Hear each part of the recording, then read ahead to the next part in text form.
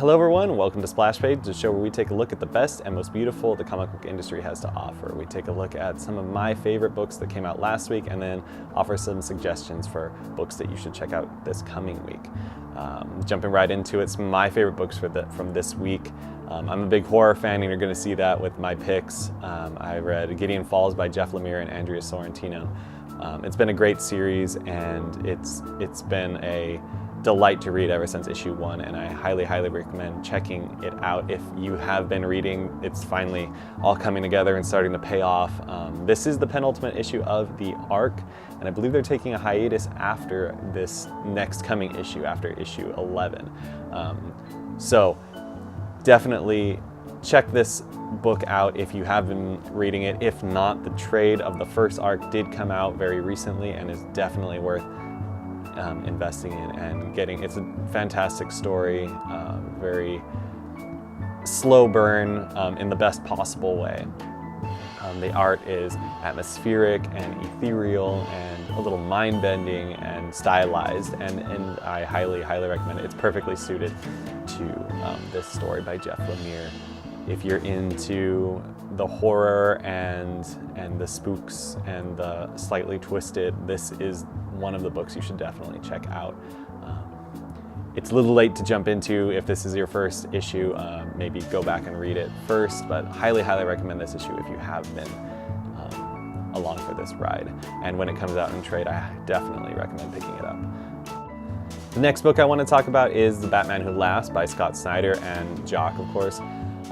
It's always great to see these two come together. They work so well together, and this is more of the same.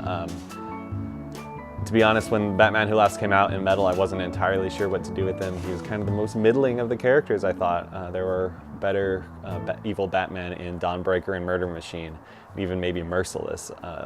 But the Batman Who Laughs character has really come into his own in this arc. But more importantly than that, it's just a good Batman story. There's mystery, there's intrigue, there's that gothic darkness, there's horror aspects. The Grim Knight is actually really fantastic. It's basically the Punisher if Batman were the Punisher. I guess Batman if the Punisher were Batman.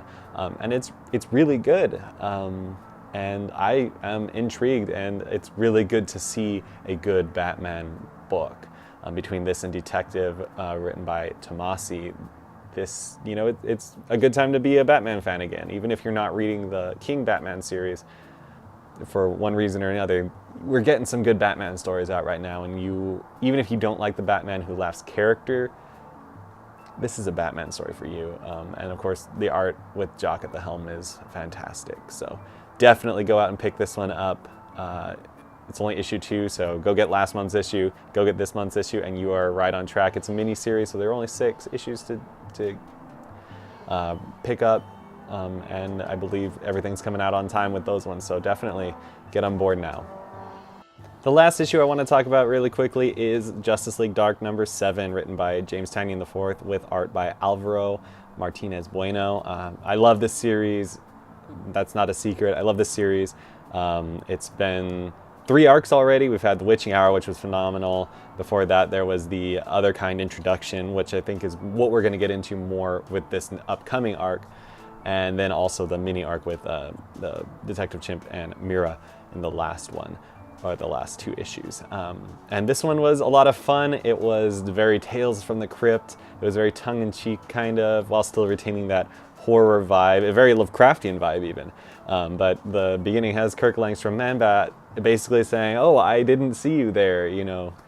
It's very classic and a little B movie, and I love it. And this one's like a little horror anthology. It's this regular size comic, but it introduces 4 new Other Kind, each introduced in its own little mini story, and the twist at the end was great. Honestly, at first I was like, well, this is a weird comic. It was a little stopgappy, it was a little decompression-y, but I love it. I think it's great, and I definitely think you should check this out. Again, if you are a lover of horror, I know every book on this list this week has been kind of horror tinged, but if you love horror, these are the books you should check out. And I promise that's not how it's always going to be. But this week was a great week for horror. So definitely check all those books out. And with that, we're going to jump into some recommendations for this coming week, January 23rd, 2019. First one is going to be Justice League, written by James Tynion IV and Scott Snyder, with art by Steven Segovia and Jim Chung. Snyder and Tynion have been knocking it out of the park with Justice League. It's been fun. It's been a must-read from DC, which it hadn't been for too long. And this is just more of that. I believe it's the end of the Hawkworld arc. So definitely go pick up the last two issues and jump into this one. It's been a lot of fun. There's been a lot of intrigue in it. You know, we're dealing with Hawk Girl and Martian Manhunter, and those are two characters that haven't gotten some love in quite some time up until this year. So definitely check that out. Next issue I want to talk about is Sideways number 12 by Dan DiDio and art by Kenneth Rocafort. I'm sad to see this character go. I think there's 2 more issues left of this one. He's one of my favorite New Age of Heroes characters. DC Spider-Man, and he's lived up to that. He's been a lot of fun. The art has been phenomenal. Whenever Kenneth Rocafort is on the book, it's been great. And I really hope to see more of this character in other books. So if you have been reading up to this point, definitely go back and check it out. Definitely go pick up the trade. The first issue introducing Steppin' Out was the name of the arc, and it did a good job of introducing the character. There were a lot of Spider-Man qualities to it, and you know, I definitely think he's worth continuing the story of, and I hope we get more of him in maybe the new Teen Titans book. One last DC book to check out this week, and that is Shazam number 2, written by Jeff Johns with art by Dale Eagleham. First issue, Jeff Johns laid out the basics of who Shazam is, and this is going to lay on that foundation. So we're going to see what Johns is going to be doing with this character. Shazam is another character who hasn't gotten love in quite some time, and I definitely hope that Johns does well with him. And you know, his New 52 arc was not necessarily as popular as some of his other runs, but I hope that we can, you know, get some love for that character again, especially with that movie coming out that Johns did help write. So I'm curious to see what happens. So definitely check that out. And on the Marvel side of things, we have Immortal Hulk number 12, written by Al Ewing with art by Joe Bennett. This has been a great series as well. I think this is the first issue of a new arc where Hulk is in hell. So it's definitely not your MCU Hulk. If you're looking for that, please don't buy this book. It's not bad. But for a non-Hulk fan like me, this is really interesting and unique, and it's going up the direction that I like, which is horror and supernatural, so I kind of dig it. And on that note, Marvel Crypt of Shadows number 1, also written by Al Ewing, with art by Gary Brown. I have no idea what this is. I think it is Marvel, as part of their 80th anniversary, is publishing some old titles with some of their newer writers, and that's about all I know about this. It's written by Al Ewing. I loved his work on Immortal Hulk. This is horror, that was horror, so this will probably be good. I'm not sure. Gonna check it out though. And probably expect a review of that next week.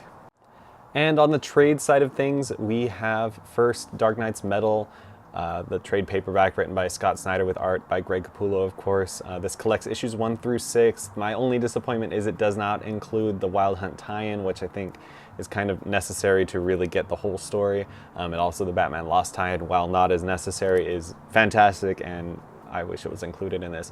That said, if you have not picked up the hardcovers that came out a couple months ago, you were waiting for the trades, here it is. I dig it. I love the story. It's what got me into comics / back into comics, seriously into comics, I guess we'll say.